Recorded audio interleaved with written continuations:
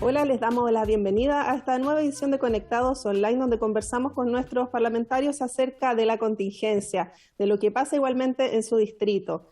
Le damos la bienvenida al diputado Matías Ramírez Pascal del Partido Comunista del distrito número 2, que representa 7 comunas de la región de Tarapacá, entre ellas Iquique, Pica y Colchane, entre otras. Él integra además las comisiones de Futuro y de Pesca. Así que le damos la bienvenida. Gracias por atender nuestro llamado, diputado. No, muchas gracias a ustedes por la invitación.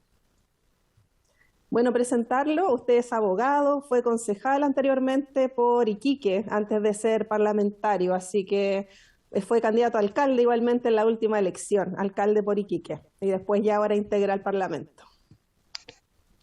Sí, efectivamente me tocó mi primer desafío electoral fue el año 2016, donde me tocó ser electo como concejal por la comuna de Iquique.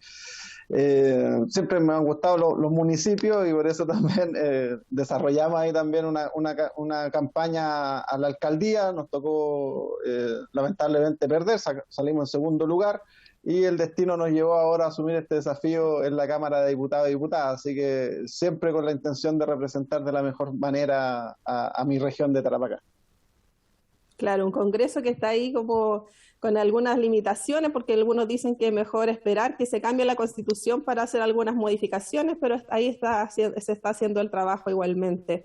Diputado, llevarlo al tema que preocupa más en el norte, que es la crisis migratoria, preguntarle cómo ha evolucionado el tema después de este pic que hubo en febrero, donde hubo mucho ingreso de migrantes ilegales en Colchane, que afectó también a Iquique, hubo situaciones de violencia. Si nos puede comentar cómo ha sido la evolución en este tiempo, cómo valora las medidas que ha anunciado el gobierno en cuanto a establecer una nueva política migratoria, inversión pública y también decisiones en materia de seguridad. A ver, primero hay que entender que la situación migratoria en el norte se viene arrastrando hace 3 años y eso es una realidad y es sumamente complejo hacerse cargo de una situación que el gobierno anterior tampoco tomó medidas conducentes para solucionar, en este caso, la crisis migratoria. Y eso yo creo que ya es un desafío para cualquier gobierno entrante, porque efectivamente la situación, si uno calcula, se estiman más de 600.000 personas que han ingresado por pasos inhabilitados y se encuentran actualmente en carácter irregular. Eso hace sumamente difícil tomar, a lo que voy, no es una medida única, tú tienes que tomar un conjunto de medidas de que efectivamente te permita resolver en parte o empezar a resolver lo que se ha denominado como la crisis migratoria. Yo creo que al menos lo que ha manifestado el actual gobierno me parece que va por un camino que puede terminar correctamente, es decir, efectivamente se han dado señales, particularmente primero con la reorganización de carabineros. A Iquique llegó un contingente de más de 50 carabineros para precisamente resguardar la seguridad pública, a mí me parece muy bien, pero creo que faltan elementos, por ejemplo, a nivel de decisión político-humanitaria que son muy importantes. Uno, que es catastrar a quienes han ingresado. Hasta el día de hoy, y lo reconocen tanto las autoridades del gobierno anterior y las de ahora, no sabemos quiénes han ingresado, y eso ya es un tema. Y efectivamente se tiene que resolver con un proceso de catastro que nos permite individualizar a esas personas y, lo más importante, ir tomando decisiones de carácter individual. Es decir, efectivamente habrá que generar procesos de expulsión en determinados casos, pero también en otros tendremos que tomar decisiones para entregar visas laborales, estudiantiles, no sé, pero que efectivamente permita a esas personas reinsertarse en el mundo en general. Porque una persona que está en carácter irregular no va a tener un contrato de trabajo, no va a poder pagar imposiciones, va a tener dificultad en el acceso a la salud. En vez de efectivamente, por ejemplo, ha sido el mismo sector agroindustrial que ha manifestado que tiene una escasez de mano de obra y que efectivamente ellos están dispuestos a asumir gran parte y ellos han planteado la posibilidad de regularizar a esas personas para que puedan trabajar en el agro. Esa podría ser una solución. Entonces yo creo que en ese punto hay que avanzar o abordarlo de manera más rápida, pero las otras medidas me parecen bien. Mejorar en este caso los presupuestos en temas de infraestructura, no solamente en Iquique, en Alto Hospicio, en Colchane, en Pozo Almonte. O sea, sin duda hay un déficit en cuanto a estructura pública que yo creo que es fundamental, y eso al menos sí se ha visto la intención por parte del gobierno de conversar con los alcaldes, pero también ir buscando esas vías de solución. Claro, y que esta crisis migratoria, o sea, de estos migrantes que llegan, se vea a nivel nacional el país y que no permanezcan todos en la zona norte. Creo, imagino que eso también es lo que hay que avanzar. ¿Y qué le parece esta idea del presidente Boris de conversar con países vecinos de Latinoamérica para establecer un criterio de solidaridad y establecer una cuota fija para cada uno de ellos de ingreso de A migrantes? mí me parece, sí, me parece fundamental. Yo creo que efectivamente faltó en el gobierno anterior mejorar las relaciones internacionales entre nuestros pares, es decir, Perú, Bolivia, Ecuador, Colombia, que han sido países que efectivamente también se encuentran afectados. Esto no es un tema que solamente afecta a Chile. Actualmente la crisis migratoria de los ciudadanos venezolanos está afectando a Latinoamérica en su conjunto. Lo hemos visto en la zona norte de Brasil, por ejemplo. En Perú también hemos visto muchos conflictos. En Colombia se llevó un proceso de regularización extraordinario de más de 1,5 millones de ciudadanos venezolanos para que pudieran tener sus papeles al día en Colombia. Entonces, sin duda se debe trabajar de manera mancomunada con los países latinoamericanos. Yo creo que eso es fundamental. Yo creo que ahí el presidente tomó una muy buena decisión en orden a sumarse y ojalá llevar las riendas de esta discusión. No sé si la solución va a ser, como se dio en el conflicto sirio en Europa, repartir cuotas, en este caso, de migrantes en distintos países. Puede ser, ahí pueden, o sea, quizás en Latinoamérica podemos encontrar una solución distinta, pero sí, efectivamente, este punto hay que abordarlo de manera internacional, porque pensar que solamente Chile, si resolvemos el problema en la interna, no va a seguir existiendo el problema, sería, yo creo, un fracaso, y en eso yo creo que es una buena medida que ha adoptado el presidente. Diputado, esta semana en la Cámara se vio la acusación constitucional contra el ex canciller Andrés Salamán, justamente por la ausencia que él tuvo en ese periodo de crisis migratoria en el norte y a la vez estar negociando un cargo internacional. Finalmente la Cámara, desechó esta acusación. ¿Cuál es la opinión que usted tiene al respecto? ¿De si estuvo bien presentada, si estaba bien planteada? Como abogado se lo pregunto en cuanto a que hubiera comprometido el honor y también la seguridad de la nación. A ver, yo efectivamente creo que el gobierno anterior en su conjunto, no en una figura particular, tiene una gran responsabilidad respecto a cómo se manejó la crisis migratoria.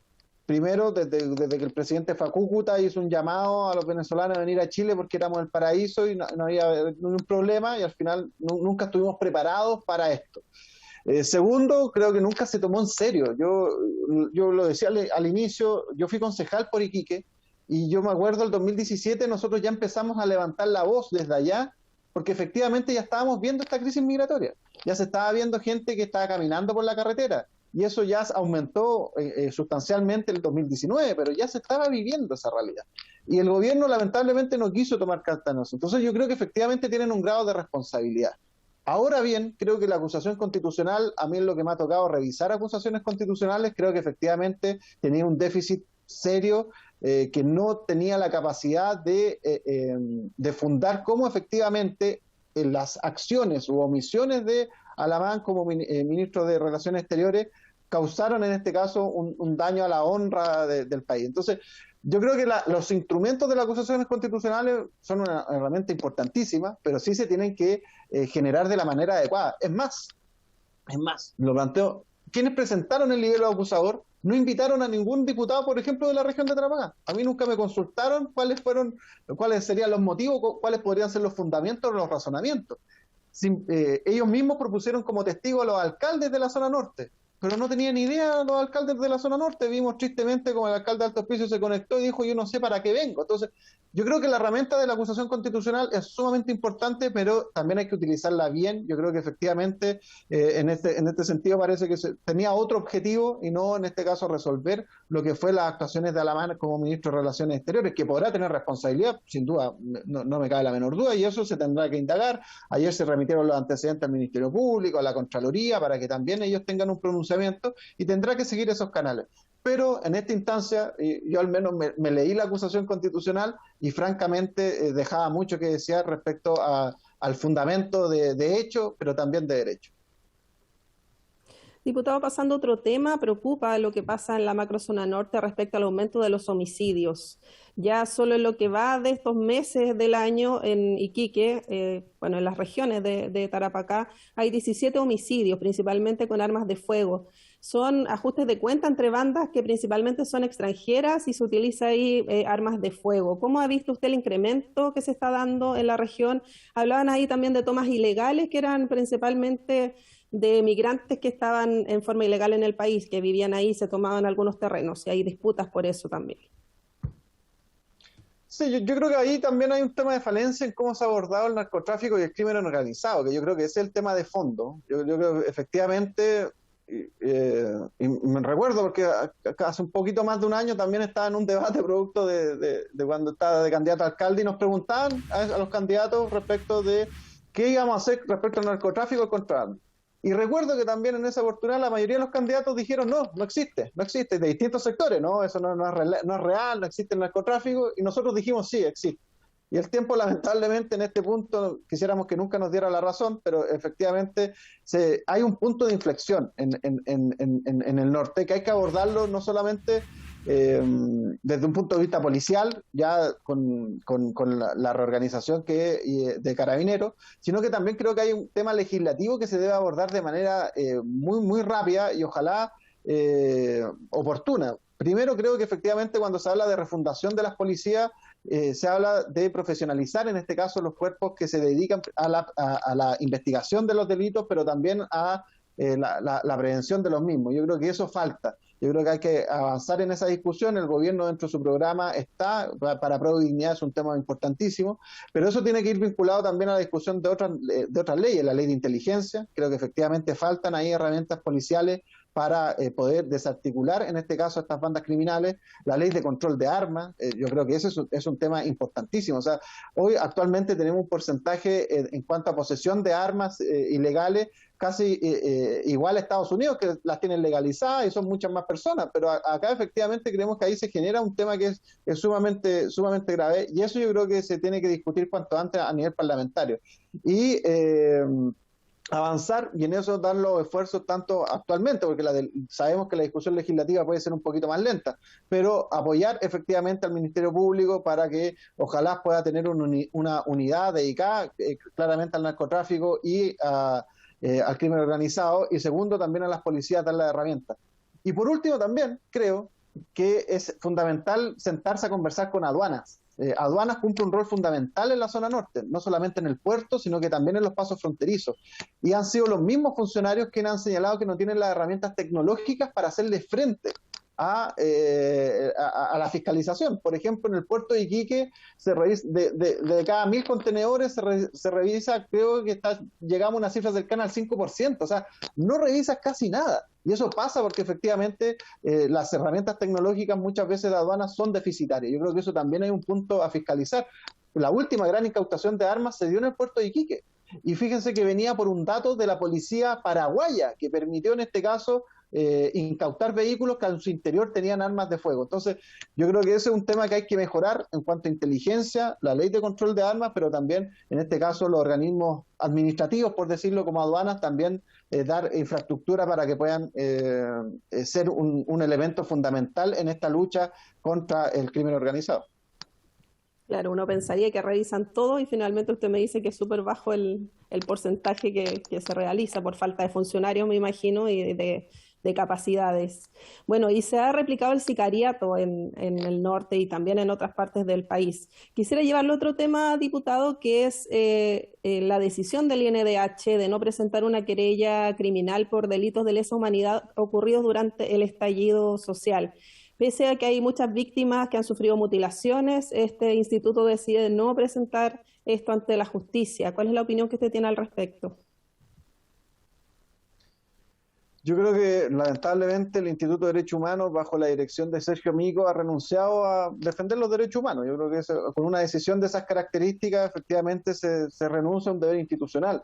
No hay que olvidar que inclusive nosotros tenemos la primera senadora de la República que efectivamente fue víctima de la violencia policial en el marco del estallido social, ¿ya? Entonces yo creo que efectivamente eso yo creo que es una revictimización a las víctimas. Hay informes internacionales que dan cuenta del actual sistemático que hubo en la represión a partir del 18 de octubre. Están las víctimas, están en este caso las investigaciones judiciales que han dado en este caso. Entonces yo creo que lamentablemente cuando se planteó el nunca más después de la dictadura, cuando se dijo nunca más en Chile, lo estamos reviviendo porque nos damos cuenta que las instituciones en este punto tanto el Ministerio Público, muchas veces con investigaciones que se dilatan en el tiempo respecto a los agentes del Estado responsables de mutilaciones. El caso del Instituto de Derechos Humanos, que renuncia en este caso a ejercer un rol fundamental al presentar una querella por delitos de lesa humanidad, y también los tribunales, muchas veces en generar condenas tan bajas a quienes han sido los sujetos activos de tortura u otros vejámenes. Yo creo que efectivamente ese nunca más se está repitiendo, y yo creo que parte de la discusión que se ha planteado también y que tiene que ser central en nuestro gobierno es la no repetición. Es decir, efectivamente que estos hechos o este tipo de violaciones de derechos humanos no vuelvan a suceder en nuestro país. Entonces la decisión del Instituto de Derechos Humanos es francamente inaceptable. Nosotros lo hemos criticado públicamente y lo vamos a seguir haciendo. Creemos que efectivamente el rol del instituto está para aquello, y esperamos se tomen decisiones importantes en ese sentido. Está todo un proceso de renovación respecto a los directores, que quizás también hay que cambiar un poco la lógica. En muchos nombramientos de tanto el instituto como el TVN o en otra instancia se sigue una lógica binominal, que al final se van cuoteando los distintos cupos en los directorios. Yo creo que eso también muchas veces genera un perjuicio en las instituciones al momento de tomar decisiones tan importantes como presentar una querella por delitos de lesa humanidad. Entonces yo creo que es francamente inaceptable, y estamos en conversaciones con abogados de derechos humanos, y lo más probable es que esto llegue a instancias internacionales y serán esos organismos que una vez más condenen al Estado chileno por no haber tomado las acciones correspondientes ante graves violaciones a los derechos humanos. Muchas gracias, diputado, por este tiempo que nos ha concedido para poder conversar de materias que son importantes para nuestro país. Que esté muy bien. No, muchas gracias a ustedes. Hasta luego. Hasta luego. Gracias a quienes nos siguieron por nuestras distintas plataformas digitales. Que estén muy bien. Nos encontramos en una próxima edición.